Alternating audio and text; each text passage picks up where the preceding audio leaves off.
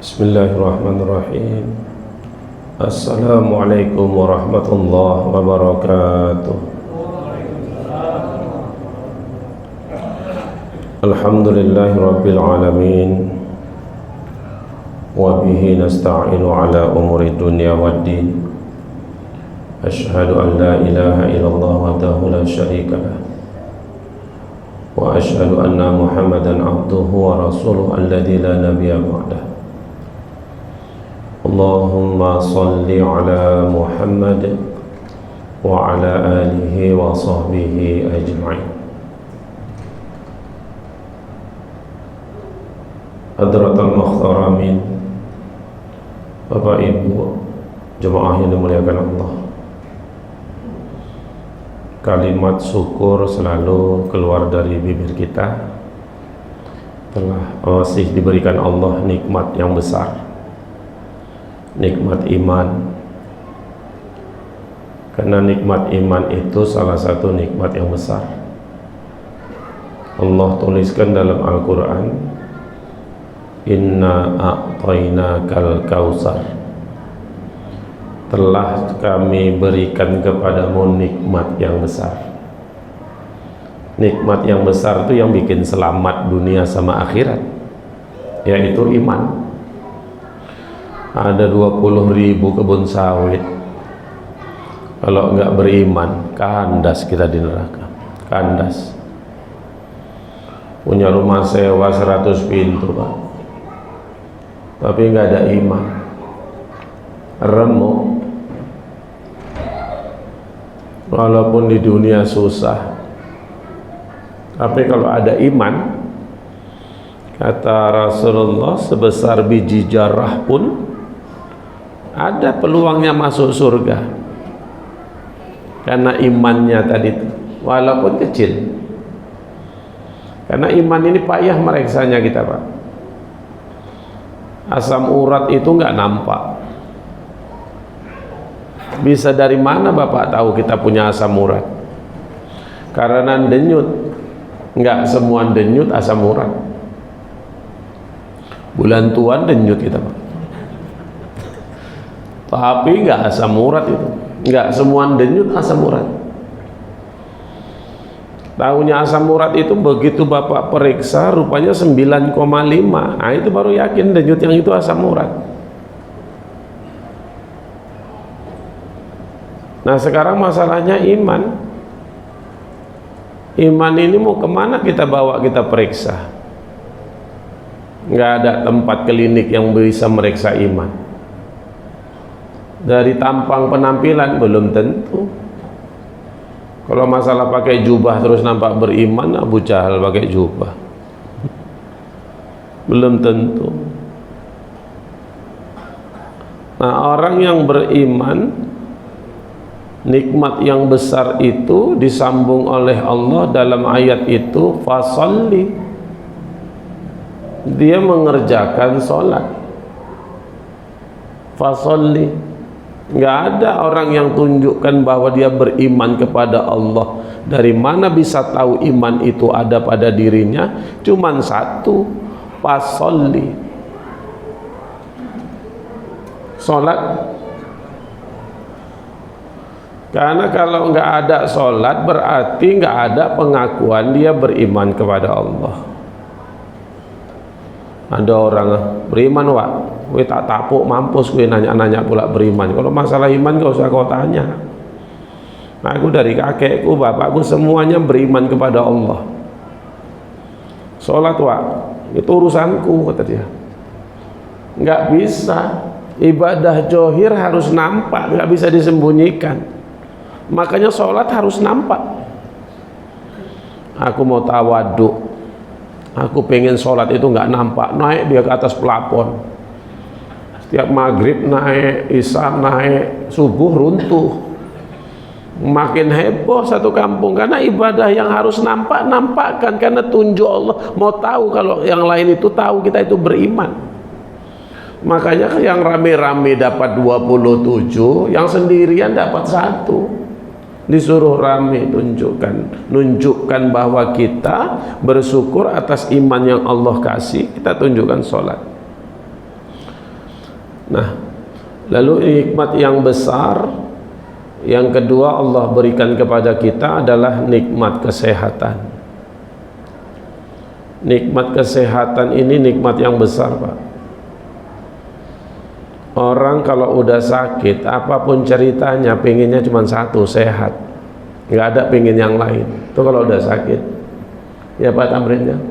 Kalau udah sakit, kepinginnya cuma satu. Yang banyak tingkah itu yang sehat. Yang sehat ini macam pengen mancing, pengen macam-macam. Tapi kalau udah sakit, yang hobi mancing, coba aja mancing. Mancing kita, Wak, kau aja lah. Aku getar lututku ini. Kenapa, Wak? Demam, gak sanggup lah aku. Masuk kolam pula nanti aku situ. Gak sanggup, pengennya cuma satu, sembuh. Nah makanya dengan nikmat iman tadi, kita mencari karunia Allah. Silahkan, kata Allah, kau cari karuniaku yang besar, silahkan cari. Tapi jangan lupa kalau kau itu beriman kepadaku, kau harus ibadah. Dapat harta banyak, Pak, ada ibadah, alhamdulillah. Rupanya sakit. Begitu sakit yang dicari sehat, habis harta tadi untuk nyari sehat. Jong dia. Tadi nyari rezeki lupa kesehatan, nyari harta lupa kesehatan. Begitu sakit nyari sehat, habis harta, habis-habisan harta, Pak. Kata orang ke Penang aja, Pak, Penang, pergi ke Penang, sampai Penang dokternya pun pening. Coba pindah Singapura jual tanah, iya kalau ada jual tanah, habis-habisan harta. Tapi kalau ada iman, ada ibadahnya, habis-habisan ada yang tinggal. Namanya amal, masih ketinggalan dia. Kalau enggak, nol balik kita ini, nol balik. Dulu kita sehat, enak kali rasanya ibadah. Makin tambah umur, saya sama Pak Tamrin udah berapa lama saya kenal, dari 2010, 24 tahun, 25 tahun, 15 tahun, 15 tahun. Jalan pun dah payah, mau kita andalkan. Nah, berubah. Lalu yang ketiga, nikmat yang besar adalah nikmat kesempatan. Nah, nikmat kesempatan inilah yang harus kita manfaatkan. Nikmat kesempatan ini yang harus kita manfaatkan. Bapak Ibu yang dimuliakan Allah, kita manfaatkan untuk apa? Untuk maunya Allah kita berada di atas dunia ini. Kita di atas dunia ini yang ciptakan Allah, yang ciptakan Allah. Habis itu apa yang terjadi maunya Allah. Kita ngikuti maunya Allah, karena yang punya Allah. Kita di rumah kita kan udah kita atur, Pak, maunya Bapak. Bapak bilang anak-anak jam 10 harus sudah di rumah, pulang malam. Itu peraturan Bapak bikin di rumah kita. Ini kita di rumah Allah, di dunia ini. Allah tuh tidak banyak peraturannya, Pak. Jemaah haji itu cuma 3 peraturannya. Begitu sampai ke Masjidil Haram yang besar tuh, sampai ke tanah haram, peraturan Allah cuma 3. Wala fusuk, wala jidal, wala rafas. 3 aja. Yang banyak peraturan kan kita. Allah ngasih 3 aja, tapi intinya jangan tengkar. Karena sana itu panas, mau bertengkar aja bawaan. Jangan pusuk, menyesali ibadah.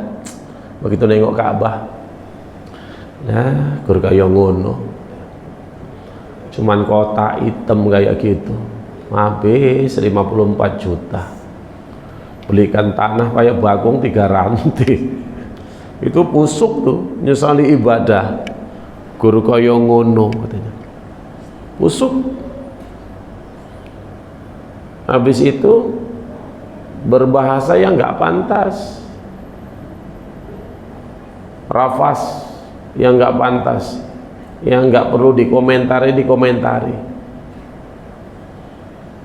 dari pandangan mata, gitu ya, yang nggak perlu dikomentari.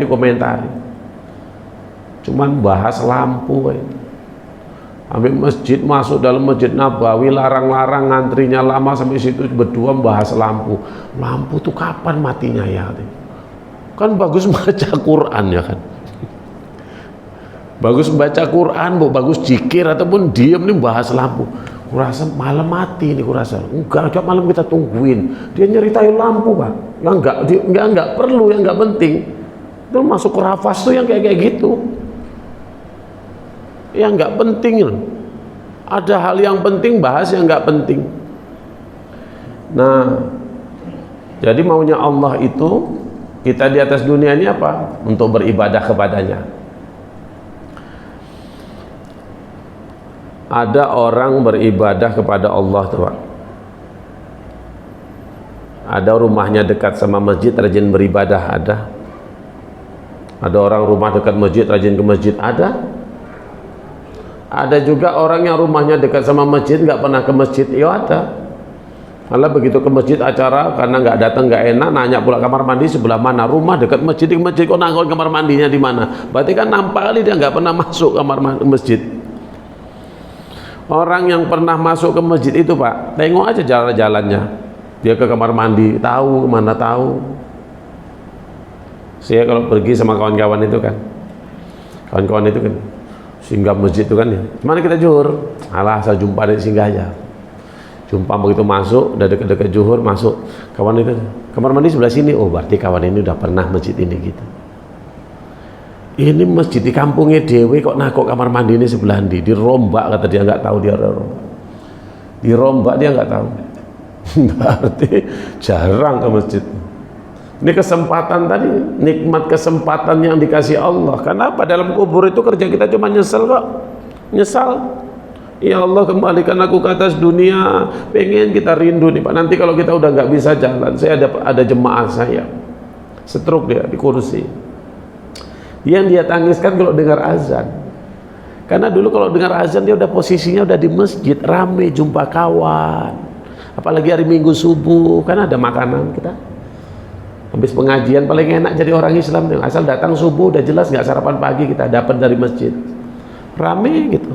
Malah kami buat menu itu kan. Minggu pertama ustadznya kajian tasawuf, ustadznya Prof Muzakir, makanannya apa, menunya apa, lontong sate, cocok itu. Yang kajiannya tinggi, ustadznya tinggi, makanannya lontong sate. Nah kelas aku, ya orang datang ramai, lontong sate yuk, ya lontong sate datang. Kelas aku ya mie balap lah. Yang datang malah ngapain datang, mie balap. Nah nikmatnya, kesempatan itu. Lalu ada orang rumahnya itu, ada orang beribadah kepada Allah itu bukan karena sakit dan sehatnya badan. Ada orang sehat tapi jarang ibadah kepada Allah, ada. Badannya sehat nggak ibadah kepada Allah, ada. Sehat kali. Tapi ada juga orang yang badannya sehat rajin ibadah kepada Allah, dimanfaatkan kesempatan itu. Ada orang sehat enak, rukuknya mantep, sujudnya mantep. Kalau naik dari sujud itu ke rakaat berikutnya nggak main cagak, Pak. Tangan itu di lututnya. Kita kan 80% tangannya neng karpet. Ini namanya bantuan. Agak neken itu, makanya kalimat Allahnya agak ngeden. Allahu Akbar naik. Ada yang sakit rajin ibadah, ada. Saya pernah ngisi Pak di Ledong acara pengajian akbar. Jadi saya nginap di rumah di Tanjung Ledong, itu kan laut, pesisir. Rumah orang Melayu pesisir, cuman sana banyak orang bermarga. Jadi saya sama Kori Nasional dari Medan tidur di situ malam, rumahnya itu getar Pak. Papannya itu getar. Saya panggil kawan saya bangunin. Dinda, saya bilang, Dinda kan hafiz Quran, Kori tiap malam baca Quran, lidahnya itu nggak lepas dari kalimat Quran. Coba Dinda bacalah Quran. Kenapa? Katanya, nggak terasa lantainya nih getar. Ini hantu laut nih, saya pikir. Ini hantu laut, getar lantai itu Pak. Dibacain Quran kok nggak hilang gitu loh, nggak mempan. Saya coba intip apa yang menyebabkan lantai ini getar. Rupanya yang punya rumah tahajud, Pak. Malam tahajud. Saya datangin, assalamualaikum Pak, waalaikumsalam, maaf kami numpang nginap di sini, nggak ikut sholat tahajud. Nggak apa, kata dia. Istirahat saja lah Ustaz. Nggak apa lah. Udah lelah dari sana. Tak apa. Bapak biasa kayak gini, biasa, kata dia. Berapa umur Bapak? 83. Berapa tahun udah kayak gini sholat tahajud ini? Baru jalan 20 tahun katanya. Sholat tahajud Pak tiap malam. Sholat tahajudnya itu biasa Pak, dalam rumah, kan gampang dalam rumah. Yang saya perhitungkan, di sana itu pesisir Pak, ngambil wuduknya itu ke Palu tuh. Ngambil wuduknya itu kita ke sungai, ada pohon-pohon nipah di sampingnya tuh. Habis itu ada dia lumut hijau-hijau tuh, kita singkirkan dulu pakai tenaga dalam baru bisa wudhu. Yang saya pikir, Bapak di malam ke sana, inilah kalau jadi saingan kita ketika nanti ditanya di akhirat, apa yang kau kerjakan di dunia, kita bilang nggak sanggup, kesempatan itu hilang. Ini yang jadi saingan, nggak dapat kapling kita dalam surga, nggak dapat kapling, nggak dapat kapling. Makanya nikmat yang besar, nikmat kesempatan. Nah, jemaah yang dimuliakan Allah, lalu kenapa kita harus beribadah kepada Allah? Yang pertama adalah karena memang itu tujuan Allah menciptakan kita. Wa ma khalaqtul jinna wal insa illa liya'budun. Enggak aku ciptakan jin dan manusia kecuali untuk beribadah kepadaku, kata Allah. Jadi hidup kita ini ada nilai ibadah. Nah, lalu yang kedua, kenapa kita harus beribadah kepada Allah? Karena ada janji kita waktu masih di dalam kandungan, kita ditanya sama Allah berdasarkan Al-Quran. Allah nanya, alastu bi rabbikum, benarkah aku Tuhan kalian, kata Allah. Terus kita jawab, qalu, berkatalah mereka semua menjawab, qala bala syahidna, benar bahwa engkau adalah Tuhan kami. Kita yang ngomong secara kekuasaan Allah bahwa Allah tuh Tuhan kita, makanya kita harus beribadah. Nggak ada ibadah tuh Tuhan yang nggak ada jalur ibadahnya tuh nggak ada. Fir'aun aja waktu jadi Tuhan pengen disembah Pak. Nggak ada pengagungan kepada Tuhan itu, kepada Allah, kepada Tuhan itu yang nggak melalui jalur ibadah, nggak ada. Raja dulu waktu berkuasa pengen disembah, cuman caranya cara dia. Nah, caranya Allah dengan zat yang maujud ini, yang ada pasti adanya, caranya kita menyembah dia itu dengan ini, sholat ini. Sholat inilah yang nggak bisa. Kata Allah, bukti kehambaan kepadaku. Yang lainnya itu kemampuan, ada harta zakat, nggak ada harta nengok. Ada duit pergi haji, nggak ada duit bawa pohon nangka nengokin orang. Sholat nggak bisa. Nah, ibadah. Lalu yang ketiga, kenapa kita harus beribadah kepada Allah? Karena ada kebutuhan jasmani, ada kebutuhan rohani. Jasmani kita nih kalau nggak kita kasih makan, lemas, sibuk kita nyari makan untuk kebutuhan jasmani. Kayaknya besok kita kan mau puasa Arafah nih. Puasa salah satu yang kita manfaatkan dengan Allah berikan kita berada di atas dunia ini kesempatan. Ada dua penghapus dosa terbesar. Pertama, it'amu to'am, ngasih makan orang tanpa sebab, ngasih makan orang tanpa hajat. Itu mim mujibatil maghfirah, bahkan melebihi daripada istighfar. It'amu to'am, hal yang bisa menghapus dosa melebihi istighfar itu mimujibatil maghfirah it'amu ta'am. Yang bisa menghapus dosa lebih daripada istighfar itu it'amu ta'am, ngasih makan orang tanpa ada hajat. Nggak ada, kita kenal dia nggak ada hajat, itu it'amu ta'am. Tapi kalau kita ngasih makan 100 orang terus kita bilang jangan lupa tanggal 27 nomor 4, itu kan ada hajat, itu nggak it'amu ta'am. Itu enggak it'amu ta'am, itu ada hajat. Nah, ini enggak ada hajat, Pak. Datang kumpulinya orang di rumahnya, yuk, Pak, datang. Makanya orang tukang traktir itu tinggi itu pahalanya. Tukang traktir. Kalau korupsi orangnya koruptor. Konstruksi orangnya kontraktor. Kalau traktir orangnya traktor. Tukang traktor nih, tukang traktir nih.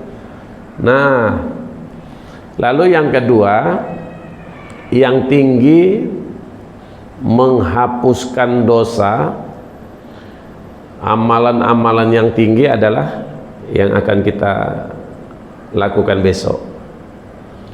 Kenapa?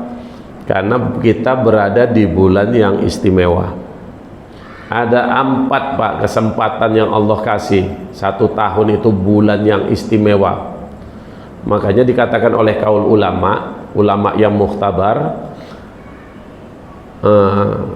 idza ahabballahi 'abdan, apabila Allah mencintai seorang hamba, idza ahabballahi 'abdan istamalahu fil awqatil fadilah bisolihil a'mal. Apabila Allah mencintai seorang hamba, maka akan Allah beri taufik hamba itu untuk melakukan amalan-amalan yang istimewa di tempat ataupun di bulan-bulan yang mulia.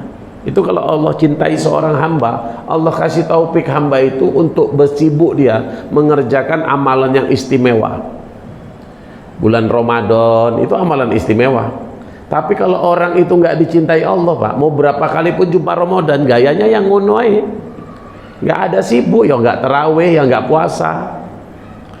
Jam setengah 12 siang mikul baju, pinggir jalan ngerokok udang garam merah.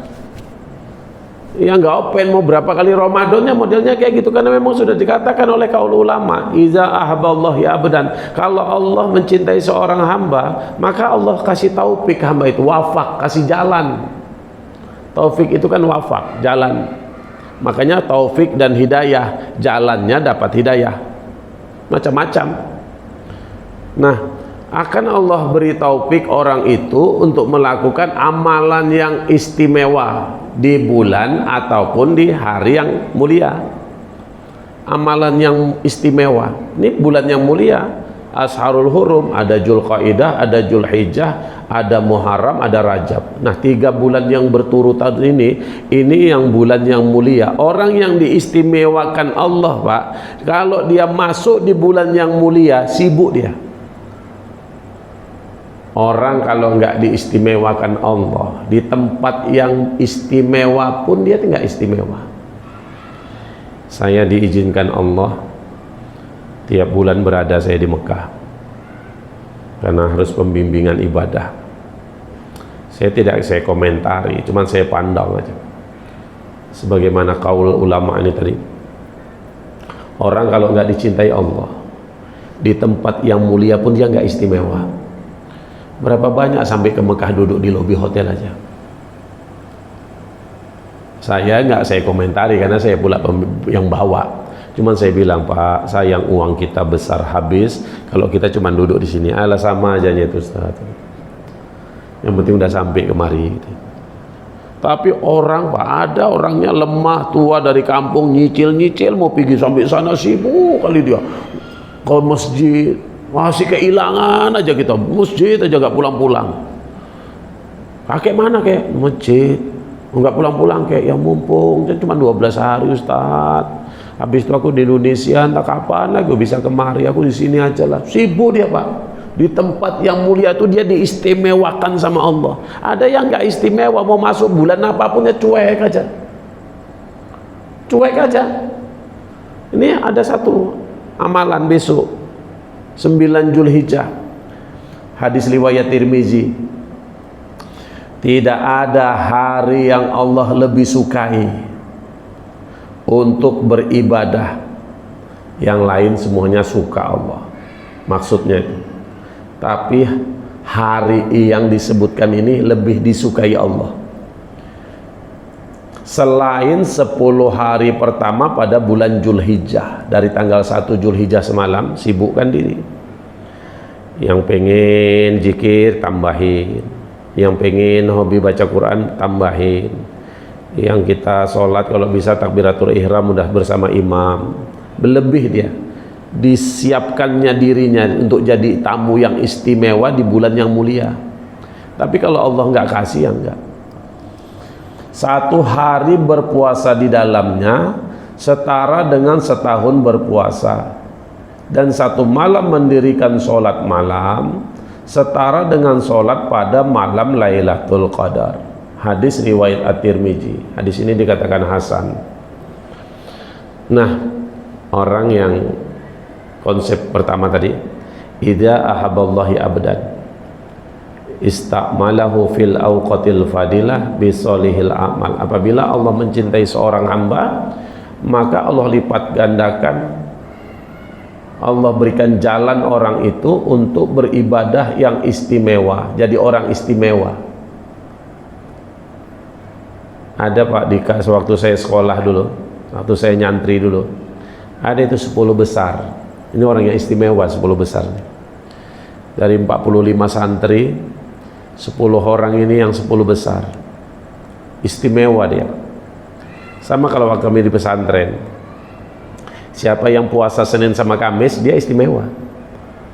Sholatnya, tempat makan dia beda. Buka puasa nanti dia disediakan sama guru kita itu. Di pesantren itu lebih istimewa. Kalau yang nggak ikut puasa, ya ikut ngantri lah. Ikut ngantri rame, megang piring sampai mereng, ini belum sampai lagi antrian awal. Tapi kalau yang puasa nanti ditanya, malam Senin tanya, siapa yang besok mau puasa? Lapor santri, dikasih siapkan sahur, besok buka puasa dia disiapkan. Istimewa. Hanya kelas itu aja istimewa Pak. Apalagi Allah yang kita ikut, istimewanya nanti di akhirat. Kita nggak tahu kayak mana nanti sambutan Allah yang diistimewakannya ini. Nah, keutamaan puasa bulan Zulhijjah. Yang pertama tadi apa? Dilipat gandakan pahala-pahala ibadah pada 10 hari pertama bulan Zulhijjah dibanding ibadah di bulan lainnya. Mana hadis tadi? Hadis At-Tirmizi tadi. Tidak ada hari yang Allah lebih sukai untuk beribadah selain 10 hari pertama pada bulan Zulhijjah. Makanya memanfaatkan waktu tadi itu kita manfaatkan. Lalu yang kedua, apa keutamaan pada bulan Zulhijjah? Penghapusan dosa. Penghapusan dosa, berpuasa pada 9 Zulhijjah atau hari Arafah dapat menghapus dosa selama 2 tahun. Hadis riwayat Muslim. 2 tahun. Setahun yang akan datang dan setahun yang telah lalu. Nah, hadis riwayat Muslim, Rasulullah yang garansi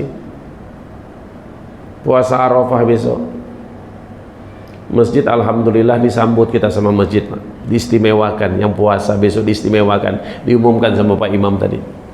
Besok siapa yang puasa jam 5 datang ke masjid, tulis menunya mau buka puasa pakai apa. Habis tulis menu pakai apa, tinggalilah duitnya 50.000 di bawah menu tadi. Tulis nama awak di situ yang pesan. Nah, istilahnya masjid mengistimewakan. Sekelas kita di dunia saja, yang ibadah puasa kita pun entah macam mananya besok tuh. Tapi kita niat memuliakan hari yang mulia, hari Arafah, kita besok puasa mudah-mudahan jadi tamu istimewa. Masjid aja mengistimewakan. Diundang langsung sama masjid. Besok siapa yang berpuasa Arafah, puasa 9 Zulhijjah, kami dari BKM Masjid Al-Quran mengundang untuk berbuka puasa bersama. setahun sekali itu Pak, nggak mungkin masjid sembarangan makanannya, istimewa, betul. Siapa yang dimuliakan Allah, diistimewakan sama Allah. Tapi yang enggak, yang enggak puasa mau coba-coba dia curi setat, pucat, sampai situ aja pucat nampak dia, ketahuan yang enggak puasa. Sama orang-orang yang ngikuti ibadah sama kurban tuh ya, kurban. Kata Rasulullah, siapa yang punya kemampuan tapi enggak mau berkurban, kata Rasulullah, apa kata Rasulullah? Jangan kau dekati tempat sholat kami. Orang kafir boleh Pak di teras itu, di dekat tangga masjid itu, orang kafir boleh berdiri di situ. Dalam keterangan, orang kafir boleh tidak berdiri dekat tangga masjid itu? Boleh. Orang kafir boleh Pak. Di tangga masjid itu boleh. Bahkan Masjid Istiqlal kalau ada acara kenegaraan masuk ke dalam tuh boleh. Di teras tuh boleh duduk dia di situ. Tapi orang Islam yang punya kemampuan nggak mau dia ikut kurban, nggak diistimewakan sama Rasulullah, jangankan dia masuk ke teras Pak, jangankan dia di teras masjid, masuk ke pekarangan aja dia nggak boleh. Karena kata Rasulullah, jangan kau dekati tempat sholat kami. Jangan kau dekati tempat sholat kami, kata Rasulullah. Kedekat situ aja gak boleh dia. Orang kafir aja boleh situ Pak. Makanya istimewa, orang yang diistimewakan Allah. Nah lalu yang kedua, penghapusan dosa. Puasa Arafah. Puasa Arafah 9 Dzulhijjah bisa menghapus dosa selama 2 tahun. Setahun yang lalu dan setahun yang akan datang. Hadis riwayat Muslim. Lalu yang ketiga, keutamaan puasa Dzulhijjah. Nah kita yang diberikan tadi, kenapa kita harus beribadah kepada Allah? Karena ada kehidupan akhirat setelah, karena ada kehidupan akhirat ya, kebutuhan jasmani dan rohani. Nah kebutuhan jasmani kita jelas. Nah kebutuhan rohani ini menguatkan iman tadi itu ya, ini bentuknya puasa ini. Yang ketiga, keutamaan puasa Dzulhijjah, hari pembalasan dari hari pembebasan dari siksa neraka. Hari pembebasan dari siksa neraka. Apa kata Rasulullah? Ma min yaumi aktsara min ayyu'tiqallah fihi abadan minan nar. Tidak ada hari di mana Allah membebaskan hamba dari neraka. Tertulis sudah nama kitab jadi calon penduduk neraka. Karena masa lalu kita Pak, lajang kita semuanya kita kan nggak open. Jangankan sama Kepling, sama lurah, sama Allah aja nggak open. Ya sama yang ngasih rezeki nggak open. Ada daftar kita mau masuk neraka. Tidak ada hari di mana Allah membebaskan hamba dari neraka lebih banyak dari hari Arafah. Dan sungguh dia mendekat dan membanggakan. Allah itu dekat. Terus ngomong sama malaikat, bangga nengok hambanya ini yang dulu malaikat sanksi. Kata malaikat, nggak usah kau ciptakanlah manusia khalifah itu ya Allah, nanti mereka bertumpah darah menjadi rusuh. Rupanya kata Allah, enggak, kau tengok. Apa kata Allah? Pura-pura nanya sama malaikat. Wa innahu la yadnu yunafihi bihimul malaikah fayaqulu ma arada huwa la hu'alai. Tidak ada hari di mana Allah membebaskan hamba dari neraka lebih banyak dari hari Arafah, dan sungguh dia mendekat dan membanggakan mereka di depan para malaikat. Lalu pura-pura nanya sama malaikat begini. Allah nanya, apa yang mereka inginkan? Orang yang mengerjakan Arafah langsung wukuf di sana, kita yang 9 Dzulhijjah di sini ikut puasa Arafah. Allah nanya sama malaikat, setelah tiada hari pembebasan dari api neraka paling banyak pada bulan Arafah, pada hari Arafah, puasa Arafah hari 9 Dzulhijjah. Terus malaikat nanya, Allah nanya sama malaikat, mereka setelah itu apa lagi maunya? Maksudnya gitu, apa lagi mau mereka? Coba tanya. Artinya berdoa kita Pak. Dibuka puasa besok itu doa yang besar, jangan doa yang rendah, doa yang tinggi. Doa rendah tuh, ya Allah panenkan sawitku, kerendahan. Sawit udah puasa 1 hari awak Arafah, janji dibebaskan dari neraka, doanya awak kerendahan. Memang boleh ya Allah. Panenkanlah sawit, aku nanam kacang panjang ya Allah. Ya nggak salah, cuman kerendahan. Ya Allah, jadikanlah namaku yang engkau bebaskan dari api neraka. Ya Allah, jadikanlah nama-nama anakku, nama-nama daripada keluargaku engkau bebaskan dari api neraka. Minta yang tinggi, ini kerendahan. Minta panen sawit, minta panen kacang panjang. Malaikat pun senyum, wah katanya. 1 hari bengkok-bengkok, wah nahankan lapar, cuman mau pengen kacang panjang panen. Kerendahan doanya, minta yang tinggi terus ke akhirat. Mintanya akhirat, nggak usah lagi ceritanya dunia. Dunia ini udah jelas ikut, karena wa may yattaqillaha yaj'al lahu mahraja, itu ngikut. Jadi mintanya yang besar. Nah, jemaah yang dimuliakan Allah. Nah, adapun cara besok puasa Arafah itu ada beberapa cara. Kalau yang sempat malam terbangun niat, ada caranya. Bagi yang nggak sempat, mungkin kelelahan kayak malam kemarin, kelelahan, terbangun dia udah jam 5:30. Mau habis sholat subuh cemana lah aku ini mau puasa Arafah, belum aku niat lagi. Boleh niat siang. Nah, niat siang ada. Bagi yang niatnya malam, niat. Bagi yang niatnya siang ada. Saja aku niat puasa sunnah Arafah hari ini karena Allah Ta'ala. Niat. Bagi yang malam, niatnya ada kayak biasa, saya niat sunat Arafah karena Allah Ta'ala. Nawaitu sauma Arafah sunnatan lillahi ta'ala. Malam. Yang nggak sempat malam kesiangan, kadang-kadang dia nggak mau puasa, cuman rupanya bini puasa, anak-anak puasa, malu. Udah jam 7:30 mau sarapan, tengok nggak ada rupanya, Pak.